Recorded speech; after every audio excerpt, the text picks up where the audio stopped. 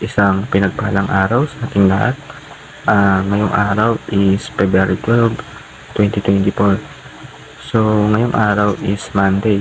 At alam naman natin pag Monday is nagsisimula tayo sa panibago nating series na tatalakayin para sa linggong ito. At ang series na tatalakayin natin sa linggong ito is Cultivating a Thankful Heart. O bakit nga ba natin kailangan magpasalamat yung mga nakukuha natin, yung mga blessing. Kailangan yung heart natin is mapagpasalamat sa Diyos.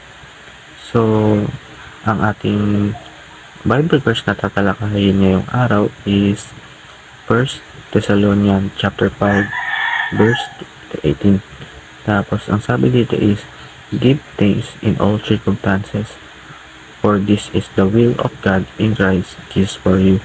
Sa Tagalog, at magpasalamat kayo kahit ano ang mangyari, dahil ito ang kalooban ng Diyos para sa inyo at na kay Kristo Jesus. So yun, kailangan natin magpasalamat kahit na ano bang sitwasyon na meron tayo, ano man nangyayari sa buhay natin, kung masama man to or maganda, or kumbaga kahit ano mangyari, kailangan magpasalamat tayo kasi pagkaloob sa atin ng Panginoong Jesus yun. Siguro kung meron mang hindi maganda or bad things na nangyayari sa atin, siguro pinahanda lang tayo ng Panginoon para doon sa pwede mangyari sa atin in the future, or pinapatatag tayo. Kailangan maging lesson sa atin to para mas mag-grow tayo as a Christian.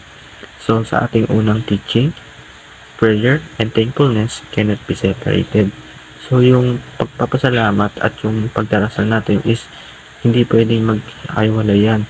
Kailangan para nagdasal tayo, ipagpasalamat na natin lahat doon. Yung mga dapat natin ipagpasalamat, kailangan yung pagpapasalamat natin is gamitan natin or gawin natin way yung pagdarasal natin. Sa ating pangalawa, God wants us to cultivate a thankful heart. Yun, gusto ng Panginoon na linangin natin yung mapagpasalamat nating puso, or kailangan i-improve. Kailangan pa-prepare tayo na mas mag-grow pa to in the future and sa mga nagdaraang araw para maging isang mabuting Christian tayo. And sa last ng ating teaching, Christians should be the most positive people in the world.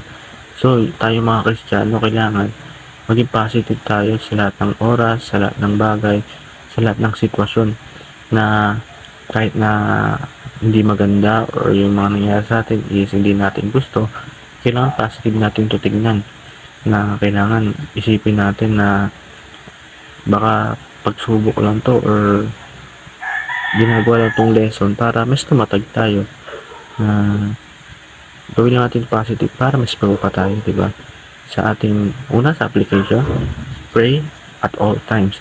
Yun, magdasal tayo sa lahat ng oras na kailangan, bagong gising, tanghali, bago kumain, bago matulog, sa lahat ng oras kailangan i-pray natin to, at kailangan magpasalamat tayo dun sa ating Panginoon. Sa ating pangalawa, be thankful at all times. Yun, diba? Namamagitan ng una sa pangalawa, diba? Ay, sa una is pray all times. Pangalawa, be thankful all times. Diba? Kabigyan yan sa unang sa teaching na yung prayer daw at yung pag-thankful is hindi dapat separate. Kaya gamitan natin yun sa pagdarasal natin is ay nagawin natin way para magpasalamat tayo sa Panginoon, na gawin natin to sa lahat ng oras, kahit na ano makuha natin, kahit na bad or good, kailangan pagpasalamat pa rin natin to sa Panginoon kasi pagkaloob niya sa atin to.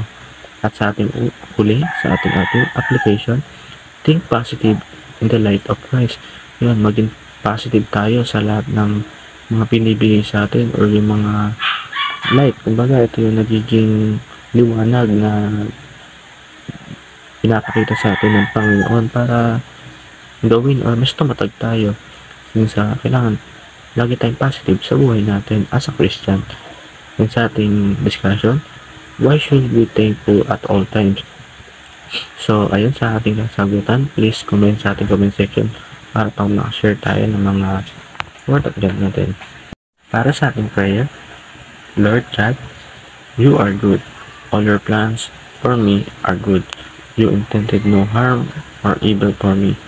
I praise you because I can be faithful in all circumstances at all times. since you are in control.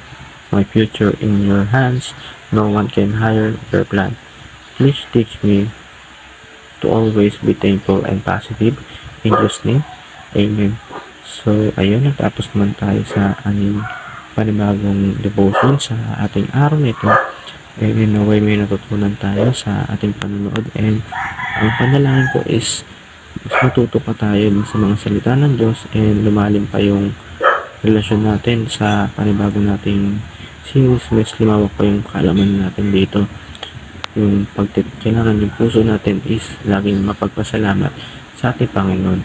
So, ayun, maraming sa panonood. God bless you all.